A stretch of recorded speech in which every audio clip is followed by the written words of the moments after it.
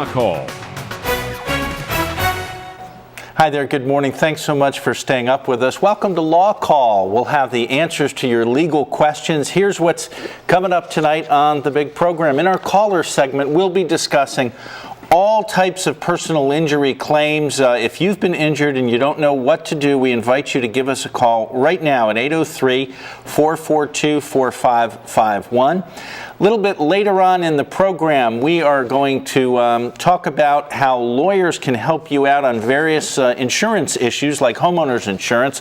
First, though, Attorney Vic Hawk is here to take a look at one of your email questions. And good morning to you. Good morning, Neil. How's everything going? Up for us. Yeah, I know. They're the troopers, right? Yeah, We're not going to charge them tonight because they were kind enough to stay up. Right. All right. Here's our email question from Meg.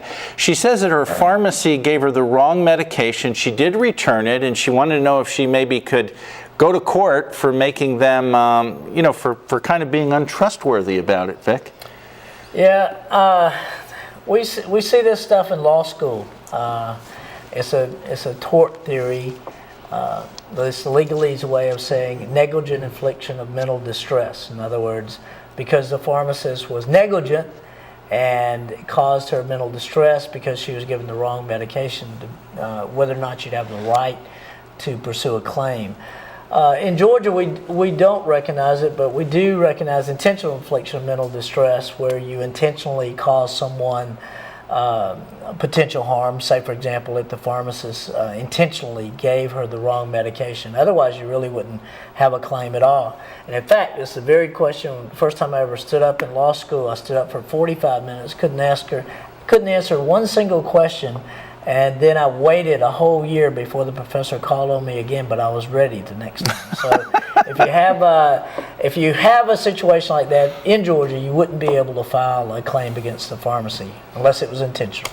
And for the record, Vic gets it right pretty much every time on this program. I try real hard. Yeah, oh yeah. Well, we invite you to email us as well if you'd like to chime in. A couple ways to do so. You can go to Vic's website at vichawklaw.com or here online to News 12's site at wrdw.com, and you can click on that red button on the right-hand corner there, and you can submit your questions to Vic. And we are pleased, on the heels of just some tremendous football victories, to introduce, along with Vic, one of the finest football stars that Thompson High School has ever known tonight. That's right. Us Georgia people didn't suffer any victory this week. No. We got killed. That's right. Yeah, we got killed. And all my good friends from South Carolina, I know that you're reveling in it. I'm happy that you are. I just don't let it happen again. Tonight I brought on Reed Sanders. Reed Sanders was a tremendous football star for Thompson High School. He's probably the only white kid within 200 miles that could run a 4.3 40. Wow. But he was smart enough to realize that you get broken up in football. And so he pursued a law career. And now he's helping us in our office, helping a lot of people in personal injury claims. Reed, can you tell our viewers what are some of the most basic differences in pursuing a claim that involves a car accident versus one that involves a tractor-trailer accident? Okay. Well, the first thing that you're dealing with is usually in a tractor-trailer accident, you're dealing with catastrophic injuries or even death. Something serious. Because most of the time when you have a big vehicle like that hit a smaller vehicle, there's somebody's going to be really hurt. Number two is going to be that you can actually name the insurance company as a defendant. On a normal car accident case, if you went to trial, it would be Joe versus Mary. It wouldn't be Joe versus Allstate. But in a tractor-trailer case, you can name that insurance company as a defendant. And the third one is, minimum coverage in Georgia for cars is $25,000, which isn't much when you start talking about medical bills. The minimums for tractor-trailers are much higher. We're talking in the millions. So you have a lot more coverage, and that allows the jury, seeing that an insurance company is listed as a defendant and knowing that there is coverage, allows for them to give a little bit better settlement for the plaintiff. Are there many tractor-trailer accidents? I mean, is I-20 a pretty good thoroughfare for those folks to go in and out of town? There are tractor trailer accidents occurring every day, Yeah. every hour, every minute. Wow. And usually they're very serious injuries. The drivers and the companies have to meet the federal motor carriers statute and standards. And it's all designed to make the roads safer for the public. It's all designed to make sure that the responsible party makes the injured person whole again. And that's why you see such large limits involved in these types of cases, because generally it's a very, very serious injury.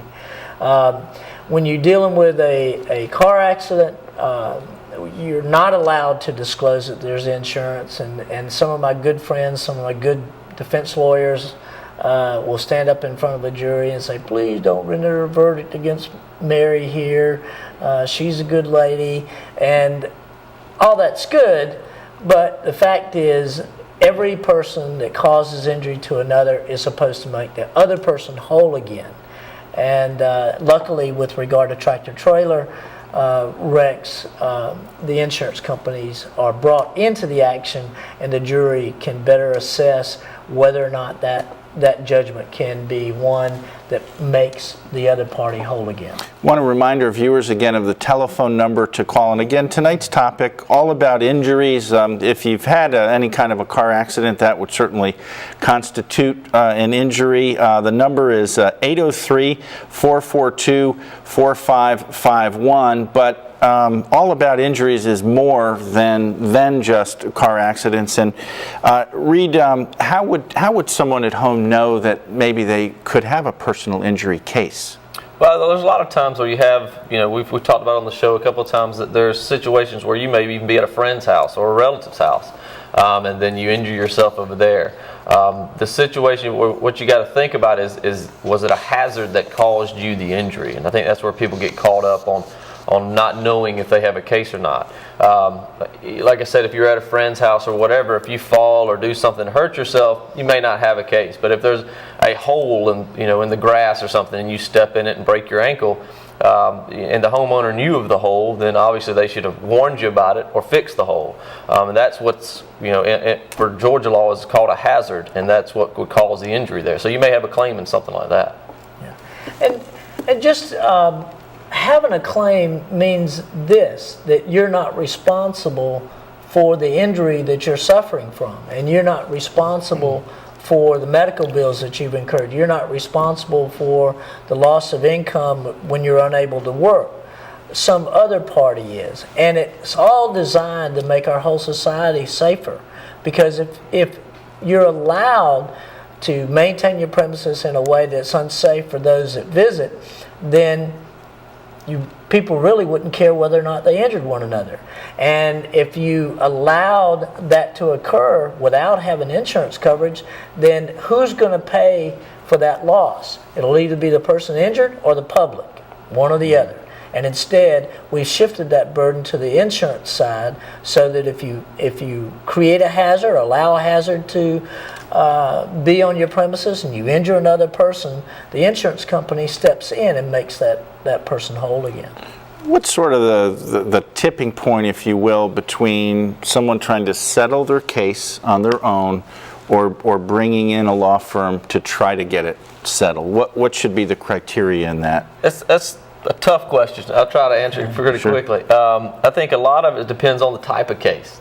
Like we were just talking about with trucking cases, the best thing to do is hire an attorney on a trucking case immediately, because there are so many procedural things that you need to do, because it's just different than a normal car accident case.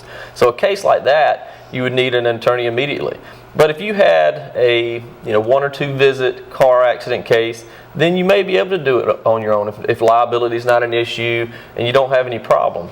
But the more bills that you have, the better chance that you're going to need an attorney. That's probably the simplest way to answer that. Yeah.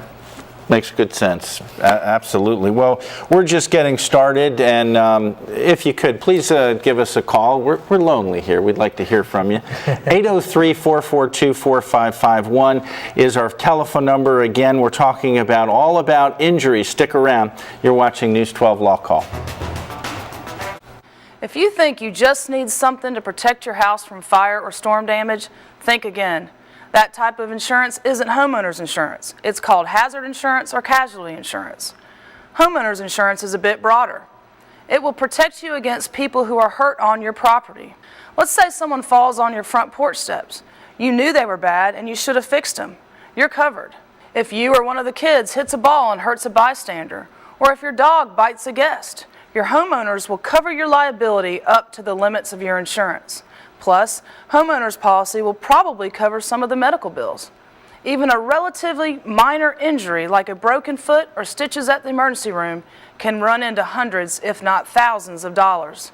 It's not really hard to get up to speed on your homeowners policy. Just take the policy to your insurance agent, ask for an explanation. The agent will be glad to help you. That's your legal brief for tonight. I'm personal injury attorney Melissa Detchmendy of the Vic Hawk Law Firm. Back to you.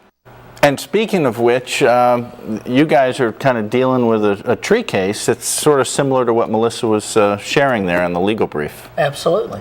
Reed, do you want to do it, or you want me You to? go ahead. Right. You we have a case right now in our office where they had a storm come up, and during the course of the storm, a tree broke in half and fell on the neighbor's house and injured the person inside.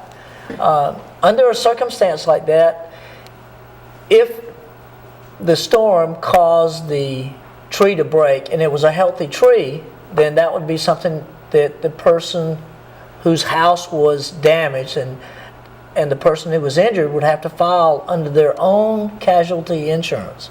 But if the tree was diseased and the storm came up and fell on the neighbor's house and injured the person inside, then your homeowner's insurance would provide the coverage to make whole that person that was injured, both in their property damage as well as the personal injury that they received.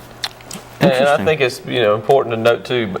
My brother-in-law had a tree limb fall on his house this past weekend. Whenever the storms are coming through, Right. And if it's an act of God, like what you were just talking about, it doesn't matter if it's the neighbor's tree or their Right. tree limb. If it falls on your property, your homeowners is going to cover it, unless your instance, they had the tree was sick or whatever, and the actual homeowner knew about it. Right. But I think most people are confused on that. If a neighbor's tree falls, they assume that the neighbors will automatically have to take coverage of that, and that's just not the way it is. Yeah. Okay. Well, we have our first caller of the morning, Mike from Augusta. Mike, are you there? Yeah. Okay. We understand that you were just minding your own business in your own vehicle and parked on the side of the road, and what happened? Yes, sir. I was parked on the side of the road, check my car, and the car came by and hit me. And then another car hit that car. Okay, the paramedics showed up, and when they pulled me out the car, put me on the gurney, I fell off the gurney there and put me back on. And I was just wondering, is there anything that I can do to the ambulance service that tried to take me to the hospital or what? Well, let me try to answer that one for you very simply. First, if you're parked on the side of the road and a car hits you, I think that you're not going to be held at fault as long as you're off the road. The second car could also be held responsible. With regard to you're falling off the gurney, those first two individuals could be held responsible for any injuries that you receive as part of your reasonable and necessary medical care. So the first two persons that are involved in your injury would be responsible. With regard to the ambulance driver dropping you, there may be a claim for that as well. So you really need to consult an attorney to sort out the available insurance and also which individuals are responsible for what with regard to your injury. Beverly now joins us from Augusta. Hello, Beverly. How are you? Yes, How are you? Oh, just fine. We hear that you went to the hospital recently. What happened? Well, I had a stroke, and it was about 2 years ago, and they cut my rings off my fingers, my wedding band and my engagement ring, another ring off my fingers, and I was placed in a home in Louisville, and I'm now back here in the place here in Augusta, so I'm still in a home, but And so you want to get your rings back? Is that what it is, Beverly? yeah, well, I can't give them back because they cut them up, and I've had family members that try to get them back, and they don't know where they are. They don't know anything about it, but they would have to know something about it, because you can still see on my hand that the rings were there and they cut them off. Well, did they cut them off? Was it an emergency situation? Well, they cut them off because they had a stroke. Okay. Well, if they had to cut them off and it was an emergency situation, I don't think that they're going to be held responsible for having to reimburse you or pay for those. You know, I don't know why they would have. I obviously don't. I'm not a doctor, so I don't know. But there was probably a situation where they had to get those off of you, and that might have been the only way to save your life. And if that was the case, then they're not going to be responsible for that because that was a situation where they had to do it. Vic, is that more of an insurance issue than a legal issue, you think? Well, an insurance issue can be a legal issue. What the hospital normally does in a situation like that where they cut the bands off is they have a place of safekeeping for jewelry, personal belongings, things of that nature, and they keep it for a limited period of time. My concern is you waited almost 2 years and it doesn't appear that you pursued it. I think if you contact hospital security, you're very likely to be able to get your rings back unless they've been otherwise disposed of under the law. Interesting questions. Thank you, Beverly, and our other callers. We'd like to take more of your calls. The topic, again, all about injuries. In fact, it could be automobile accidents. It could be your home and your property, medical malpractice, product liability, you name it. Reed Sanders, Vic Hawk here to answer your questions. News 12 Law Call returns after this.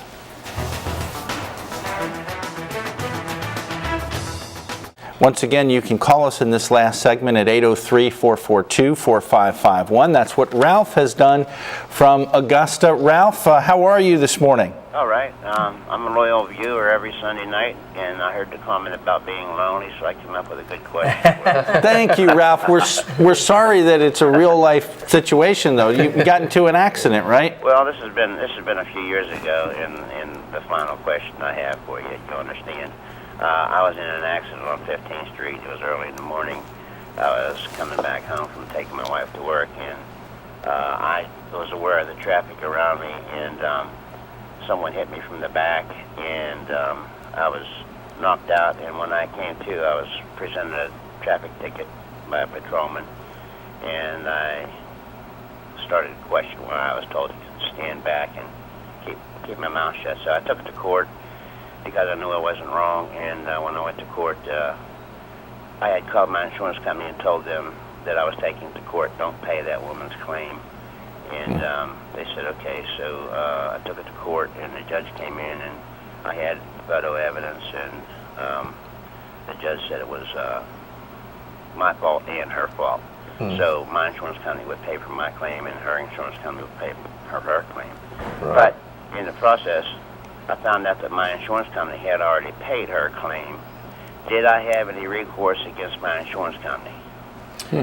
Well, not really. It's kind of, if your insurance company was trying to raise your rates and do things against you because of that accident, you may. But in that kind of situation, if they paid it, if it's not hurting you, then you probably don't have a cause of action against your own insurance company because it didn't affect you. But like I said, I would check my rates and that kind of thing and see if they went up or they're saying that you were at fault for the accident. If they don't say that you were at fault, then it won't hurt you at all. Yeah. Well, Pam from Augusta joins us now. Hello, Pam. Hello. We hear you were in an accident. How has it worked out for you in terms of working with your insurance company? Well, we really don't know and would like some advice. We were in an accident. We live south of Augusta, and we're in an accident going towards Atlanta, where my doctors are. The week before, I had a stroke, so I was going to see my doctor in Atlanta. We were sitting in a Shell gas station, ready to pull out. And all of a sudden, we see this, really silver tanker truck, I think is what they call. Mm-hmm. And he just slams into us. And what made him slam into us, coming on the other side of the street, was a U-Haul. So they two were trying to, not hit one another. Sure. Ended in this accident. So, Pam, you're getting your I guess are they fixing the car? Well, the first place that we took it to, they recommended they would not. I mean, they did, but it looked like a bunch of Mickey Mouse toys were in it.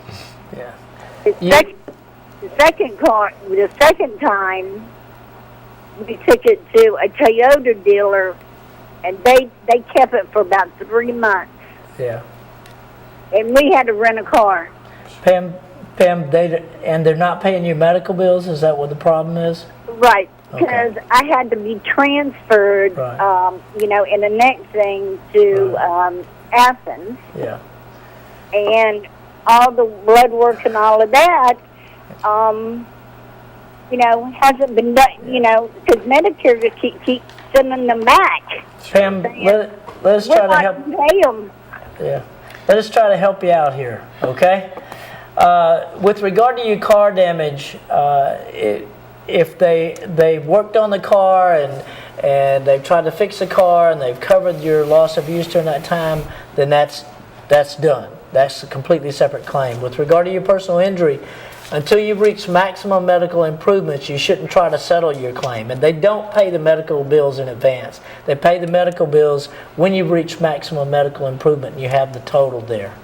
Interesting. Interesting call from Pam, and thanks to Reed and Vic. We appreciate it. We hope that you have a wonderful holiday tomorrow and a great work week ahead. Elder Law next Sunday night. That's right. Thank y'all for calling. Thank you for staying up.